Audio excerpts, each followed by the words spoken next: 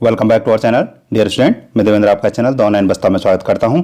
Student, आज के video में हम हिस्ट्री के महत्वपूर्ण क्वेश्चन देखेंगे, इंपॉर्टेंट क्वेश्चन देखेंगे और इसमें न केवल हम ये क्वेश्चन देखेंगे बल्कि इनका जो विश्लेषण है उसको भी देखेंगे कि क्या इसमें पर उस क्वेश्चन में कौन सी इंपॉर्टेंट फैक्ट निकल के आते हैं। तो स्टूडेंट, आप इस वीडियो के अंत तक बने रहें क्योंकि ये वीडियो आपकी जो आने वाली परीक्षा है उसके लिए बहुत ही महत्वपूर्ण साबित होगा। तो चलिए शुरू करते हैं। किसने एक और संस्कृत मुद्रा, आप इस क्वेश्चन को बहुत ध्यान से देखेंगे, संस्कृत मुद्रा के लेख के साथ चांदी के सिक्के निर्गत किए थे? ठीक है, यानी किसने वो चलाए थे? तो मोहम्मद बिन कासिम, मोहम्मद गजनवी, शेरशाह या अकबर? तो इसका जो राइट आंसर है वो है बी, मोहम्मद गजनवी।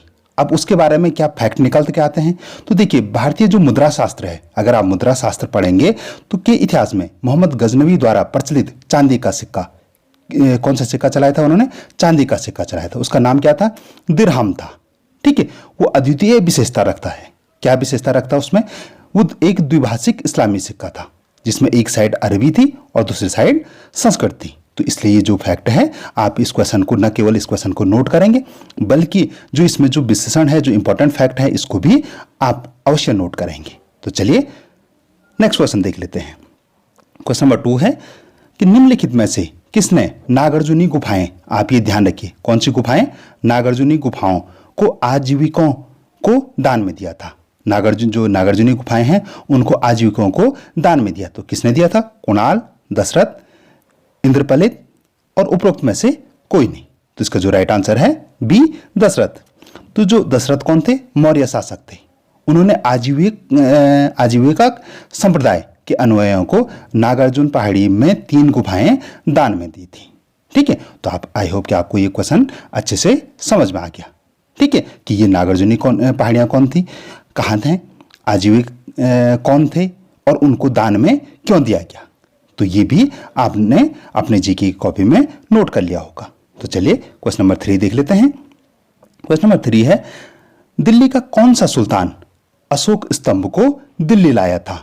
किसको लाया था? अशोक स्तंभ को दिल्ली लाया था। फिरोज तुगलक, जलालुद्दीन खिलजी, मोहम्मद बिन तुगलक या मोहम्मद गौरी? तो 3 का जो राइट आंसर रहेगा वो रहेगा ए, फिरोज शाह तुगलक। ठीक है, क्वेश्चन नंबर 4 देखें। वैदिक काल में किस पशु को अघन्य माना गया है, यानी उसकी हत्या करना पाप था? तो बैल, भेड़, गाय या हाथी? तो इसका जो राइट आंसर है सी, गाय। चलिए नेक्स्ट क्वेश्चन देख लेते हैं। क्वेश्चन नंबर हम 5 देख लेते हैं। वह मुगल बेगम जिसका नाम फरमान और सिक्कों पर उल्लेखित मिलता है। क्वेश्चन नंबर 5 हम कर रहे हैं। मरियम मकानी, किसका नाम मिलता है? क्या मरियम मकानी का, मुमताज महल का, महामंगा का या नूरजहां का? तो इसका जो राइट आंसर है डी, नूरजहां का। ठीक है, क्वेश्चन नंबर 6 देख लेते हैं। दिल्ली के किस सुल्तान के विषय में कहा जाता है कि उसने रक्त और लौह की नीति अपनाई थी? ये बहुत इंपॉर्टेंट क्वेश्चन हो जाता है कि कई बार क्वेश्चन आता है कि रक्त और लौह की नीति किस सुल्तान ने चलाई थी? वो कहाँ के सुल्तान थे? तो वो दिल्ली के सुल्तान थे। तो कौन थे वो? इल्तुतमिश, बलबन, जलालुद्दीन फिरोज खिलजी या फिरोज शाह तुगलक? तो इसका जो राइट आंसर है बी, बलबन। ठीक है, तो इसका 5 का जो राइट आंसर होगा डी और 6 का जो राइट आंसर है वो है बी। आपने नोट कर लिया है। चलिए क्वेश्चन नंबर 7 देख लेते हैं। क्वेश्चन नंबर 7 भी काफी महत्वपूर्ण प्रश्न है परीक्षा की दृष्टि से। निम्नलिखित में से किस स्थिति को मुस्लिम लीग ने सीधी कार्रवाई दिवस हेतु सुनिश्चित किया था? ठीक है, तो ये 14 अगस्त 1946, 12 अगस्त 1946, 15 अगस्त 1946 या 16 अगस्त 1946? तो 7 का जो राइट आंसर रहने वाला है वो है डी, 16 अगस्त 1946, 1946। मुस्लिम लीग ने, इसमें जो विश्लेषण है, इंपॉर्टेंट फैक्ट है वो क्या है? मुस्लिम लीग ने 1946 में एक प्रस्ताव पारित कर स्वतंत्र और पूर्ण संप्रभुता संपन्न पाकिस्तान की स्थापना के लिए सीधी कार्रवाई का निर्णय लिया और इसके लिए 16 अगस्त 1946 का दिन निर्धारित किया गया। यानी इसी दिन उन्होंने निर्धारित किया कि हमको नया राष्ट्र चाहिए। ठीक है, अलग से एक राष्ट्र चाहिए। ठीक है, तो ये हिस्ट्री की दृष्टि से या परीक्षा की दृष्टि से इंपॉर्टेंट क्वेश्चन हो जाता है। ठीक, क्वेश्चन नंबर 8 देख लेते हैं। लगभग 3य शताब्दी ईसा पूर्व में जैन संगोष्ठी कहाँ हुई थी? ठीक है। जैन तृतीय शताब्दी में जैन संगोष्ठी कहाँ हुई थी? तो 8 का जो राइट आंसर है वो क्या है हो सकता है? बल्लवी, वैशाली, पाटलिपुत्र या राजगृह। तो 8 का जो राइट आंसर रहेगा वो रहेगा सी, पाटलिपुत्र। आज का पटना, बिहार की राजधानी है पटना, ये उस तत्कालीन पाटलिपुत्र। प्रथम जैन संगति चंद्रगुप्त मौर्य के शासनकाल में 300 ईसा पूर्व हुई थी। कब हुई थी? चंद्रगुप्त मौर्य के शासनकाल में, और 300 ईसा पूर्व हुई थी, पाटलिपुत्र में संपन्न हुई थी। इसमें जैन धर्म के प्रधान भाग 12 अंगों का संपादन हुआ था। यह सभा किसके नेतृत्व में हुई, यानी किसके निरीक्षण में हुई? तो ये स्थूलभद्र और संभूति विजय, इन दोनों के नाम के स्त्रियों के निरीक्षण में हुई थी। तो इसमें कौन कौन से क्वेश्चन आते हैं? तो अगर क्वेश्चन ऐसा भी आ सकता है कि जैन जो तृतीय शताब्दी में जैन संगोष्ठी हुई थी तो किसके उस समय कौन शासक थे? तो उस समय चंद्रगुप्त मौर्य शासक थे। कब हुई थी? तो 300 ईसा पूर्व हुई थी। मैं इसको साफ कर लेता हूँ। प्रथम जैन संगति कब हुई थी? चंद्रगुप्त मौर्य के टाइम पे। उनका शासनकाल कब था? 300 ईसा पूर्व में था। ठीक है। कहाँ पे हुई थी? पाटलिपुत्र में हुई थी। उसमें क्या क्या हुआ था? तो इसमें जैन धर्म के प्रधान भाग 12 अंगों का संपादन हुआ था। इस सभा का निरीक्षण किसने किया था? किसके नेतृत्व में हुई थी? तो ये स्थूलभद्र और संभूति विजय नामक स्थिविरों के निरीक्षण में हुई थी। तो आप इसको भी नोट कर लेंगे, क्योंकि आप जैसे देख ही रहे हैं कि एक क्वेश्चन के पीछे आपके कई क्वेश्चन बन जा रहे हैं। ठीक है। तो चलिए क्वेश्चन नंबर 9 देख लेते हैं। क्वेश्चन नंबर 9 ये रहा हमारा। कौटिल्य अर्थशास्त्र के अनुसार दीवानी न्यायालय को कहा जाता था। अर्थशास्त्र के लेखक कौन है? कौटिल्य है। एक क्वेश्चन ये भी आप नोट कर सकते हैं कि अर्थशास्त्र के रचयिता कौन है? तो आंसर में आप लिख सकते हैं कि कौटिल्य हैं।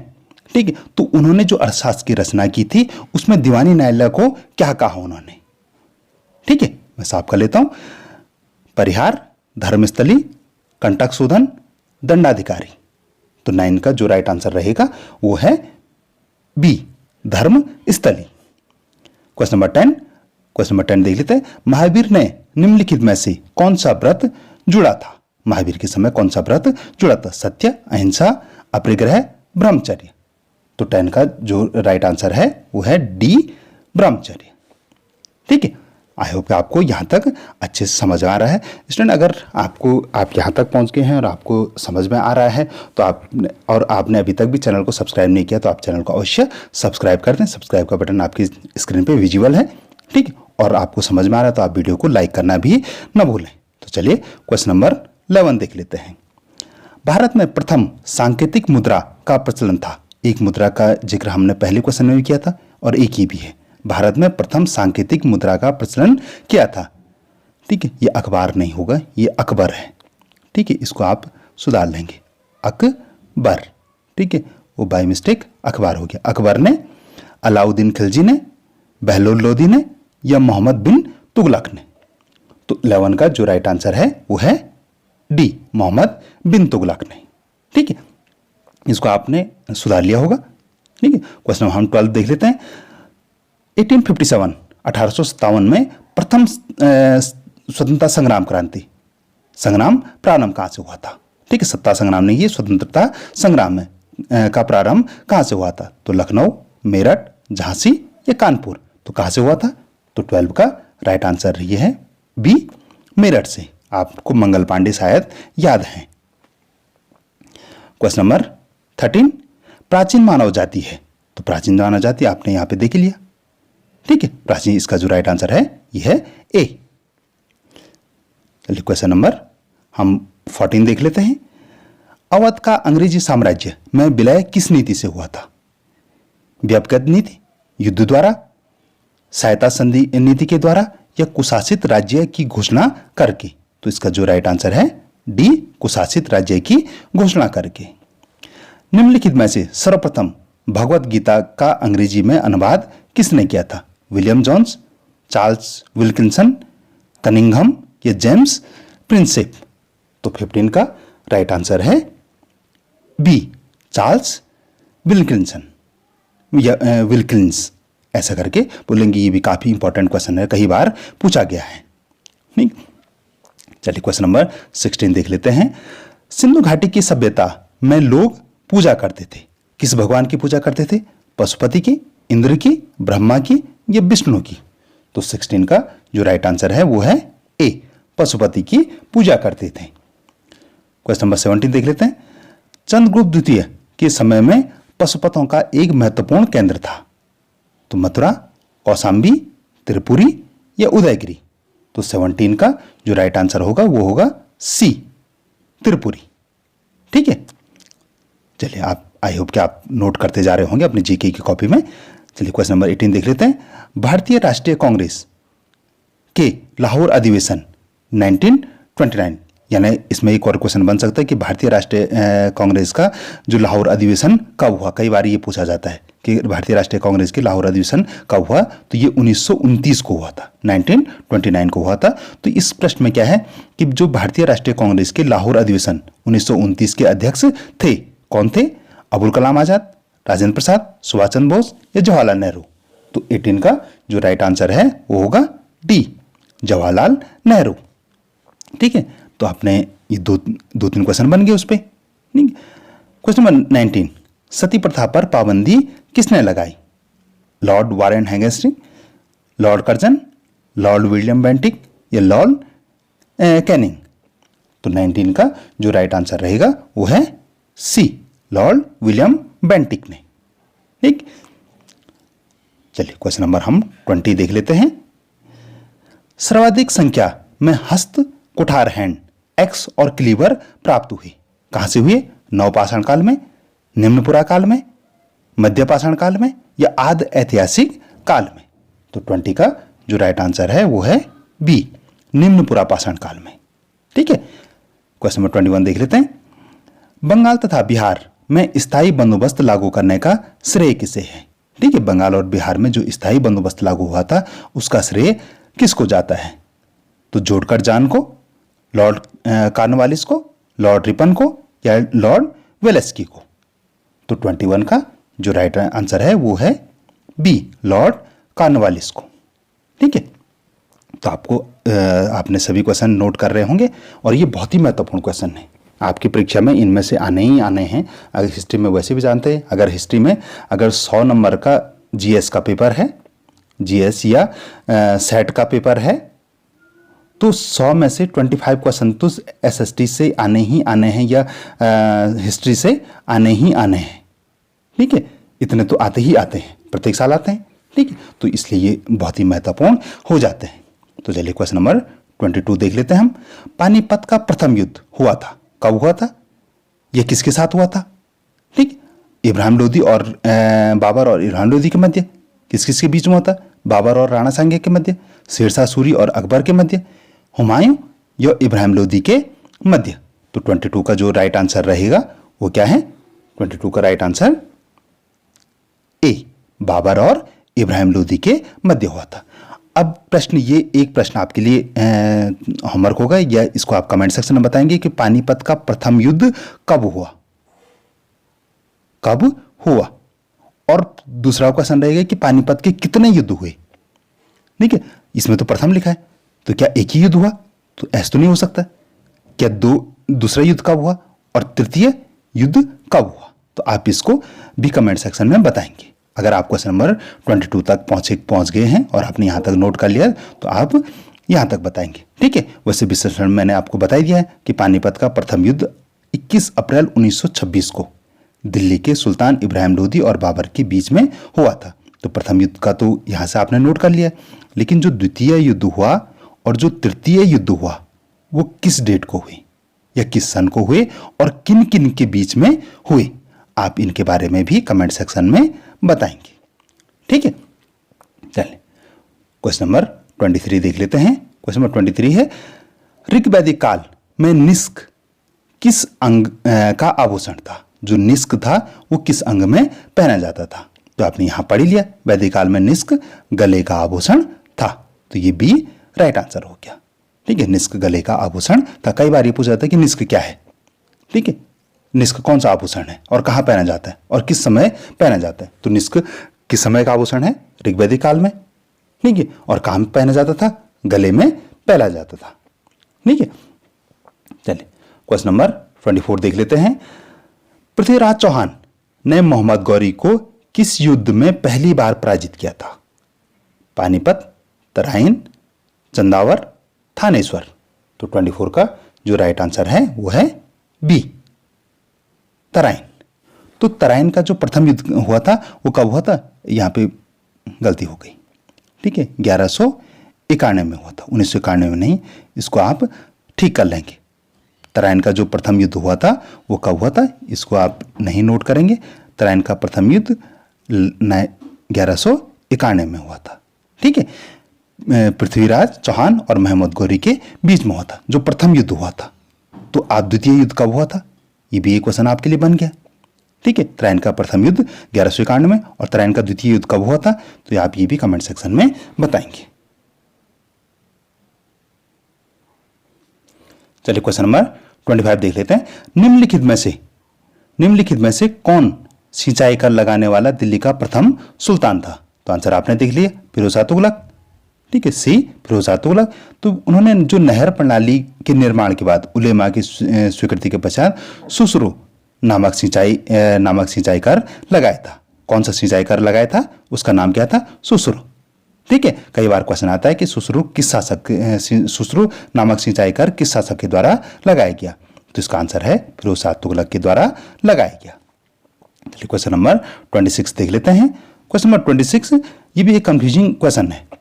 क्वेश्चन 26, भारत का अंतिम वायसराय था Lord Wavell, Lord Mountbatten, Lord Canning या सी राजगोपालाचारी? तो इसका जो राइट आंसर होगा बी, लॉर्ड माउंटबेटन। आप जैसे जानते हैं कि लॉर्ड माउंटबेटन भारत के अंतिम वायसराय थे जिन्होंने भारत और पाकिस्तान के स्वतंत्र राज्यों के निर्माण की देखरेख की और ब्रिटिश रॉयल नेवी की वो अधिकारी थे। वे भारत के अंतिम वायसराय थे, ठीक है। लॉर्ड माउंटबेटन भारत के अंतिम वायसराय थे और स्वतंत्र भारत के पहले गवर्नर जनरल थे, ठीक है। तो आई होप कि आपको ये क्वेश्चन क्लियर हो गया है। चलिए क्वेश्चन नंबर 27 देख लेते हैं। ईस्ट इंडिया कंपनी की प्रथम फैक्ट्री स्थापित हुई थी, कहाँ हुई थी? गोवा में, सूरत में, पांडिचेरी में या मद्रास में? तो 27 का जो राइट आंसर है वो है बी, सूरत में, ठीक है। चलिए क्वेश्चन नंबर 28 देख लेते हैं। अष्टप्रधान नामक मंत्रिपरिषद होती थी, किसकी होती थी? गुप्त शासन, मराठा शासन, विजयनगर शासन या चोल शासन? तो 28 का जो राइट आंसर है वो है बी, मराठा शासन की। मराठा शासन में आप जैसे यहाँ पे विश्लेषण कर रखा है, आप उसको भी पढ़ सकते हैं। शिवाजी के प्रशासन अर्थात मराठा शासन में वास्तविक संचालन अष्टप्रधान कौन सी होती थी? वो अष्टप्रधान नामक परिषद करती थी। इस परिषद में 8 मंत्री होते थे जिनका कार्य राजा को परामर्श देना मात्र था। ये किसी भी अर्थ में मंत्रिमंडल नहीं होते थे, लेकिन फिर भी ये क्वेश्चन आया तो हम इसको बी को राइट आंसर कह सकते हैं। चलिए क्वेश्चन नंबर 29 देख लेते हैं। शैव धर्म का प्रारंभ किस काल में माना जाता है? हड़प्पा, उत्तर वैदिक, शुंग या कुषाण? तो 29 का जो राइट आंसर है वो है ए, हड़प्पा में शैव धर्म। आप हमने ऊपर जिक्र किया था कि हड़प्पा में किस देवता की पूजा होती थी? तो पशुपत की पूजा होती थी। तो इसलिए शैव धर्म का जो प्रारंभ हम हड़प्पा काल से मान सकते हैं। निम्नलिखित युद्ध में से क्वेश्चन नंबर 30, निम्नलिखित युद्ध में से किस एक में बाबर ने जिहाद की घोषणा की थी? पानीपत का युद्ध, खानवा का युद्ध, चंदेरी का युद्ध या उपरोक्त में से कोई नहीं? तो 30 का जो राइट आंसर है बी, खानवा का युद्ध। चलिए क्वेश्चन नंबर 31 देख लेते हैं। कौन शिक्षा से संबंधित नहीं है? तो इसका जो राइट आंसर होगा डी। यहाँ पे विशेषण है कि गर्भपात रोकने के साथ साथ गर्भस्थ शिशु एवं उनकी माता की रक्षा के उद्देश्य से इस संस्कार को गर्भावस्था के 4-5 महीने में संपन्न किया जाता है। तो इसलिए ये डी इसका राइट आंसर रहेगा। ठीक है, क्वेश्चन नंबर 32 देख लेते हैं। किस मुगल बादशाह के विरुद्ध जौनपुर में फतवा जारी हुआ था? हुमायूं, अकबर, शाहजहां या औरंगजेब? तो 32 का जो राइट आंसर है वो है बी। तो किसने किया था? अकबर के विरुद्ध किसने किया था? तो जौनपुर के काजी मुल्ला मोहम्मद यजदी ने मुगल शासक सम्राट अकबर के विरुद्ध फतवा जारी किया था। ठीक है, तो आप इसको भी नोट करेंगे। चलिए क्वेश्चन नंबर 33 देख लेते हैं। चोल राज्य में एकल इकाई के रूप में शासित विशाल ग्राम को क्या कहा जाता था? नाडु, कुर्रम, कोट्टम, तानियूर। तो इसका जो 33 का राइट आंसर है वो है डी, तानियूर। क्वेश्चन नंबर 34 देख लेते हैं। निम्न में से किस गुप्त शासक ने सर्वप्रथम सिक्के जारी किए थे? समुद्रगुप्त प्रथम ने, घटोत्कच ने, समुद्रगुप्त ने या श्रीगुप्त ने? तो 34 का जो राइट आंसर है वो है ए, चंद्रगुप्त ने शुरू किए थे। ठीक। क्वेश्चन नंबर 35, आध्यात्म गान के विषय में नचिकेता और यम का संवाद किस उपनिषद में प्राप्त होता है? तो इसका जो 35 का जो राइट आंसर है वो है सी, कठोर उपनिषद में। ठीक। क्वेश्चन नंबर 36, गुर्जर प्रतिहारों की राजधानी थी। तो गुर्जर प्रतिहारों की राजधानी कहाँ थी? दिल्ली, ग्वालियर, कन्नौज या कलिंजर? तो 36 का जो राइट आंसर है वो है सी, कन्नौज थी उनकी राजधानी। क्वेश्चन नंबर 37 देख लेते हैं। निम्नलिखित में से कौन सुमेलित नहीं है? आलमगीरपुर उत्तर प्रदेश, लोथल गुजरात, कालीबंगा हरियाणा या रोपड़ पंजाब? तो 37 का जो राइट आंसर है वो है सी, कालीबंगा हरियाणा। एक जुते हुए खेत के साक्ष्य प्राप्त हुए, यानी खेत में हल लगी हुई है कि उसके साक्ष्य कहां प्राप्त हुए? मोहनजोदाड़ो में, हड़प्पा में, कालीबंगा में या लोथल में? तो 38 का जो राइट आंसर है वो है डी, लोथल में।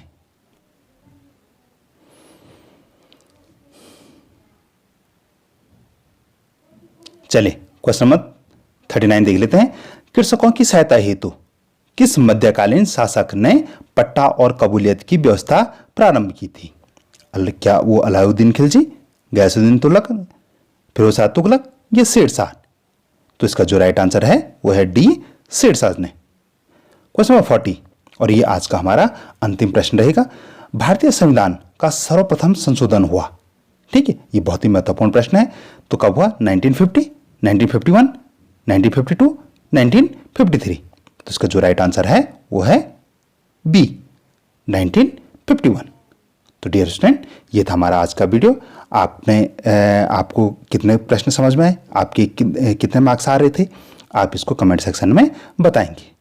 आपने अगर अभी तक भी हमारे चैनल को सब्सक्राइब नहीं किया तो आप चैनल को अवश्य सब्सक्राइब करें, वीडियो को लाइक करें, अपने दोस्तों के साथ भी शेयर करेंगे। अगर आपके पास सोशल मीडिया प्लेटफॉर्म है जैसे व्हाट्सएप, फेसबुक इत्यादि हैं तो आप उन पे भी इस वीडियो के लिंक को अवश्य शेयर करें।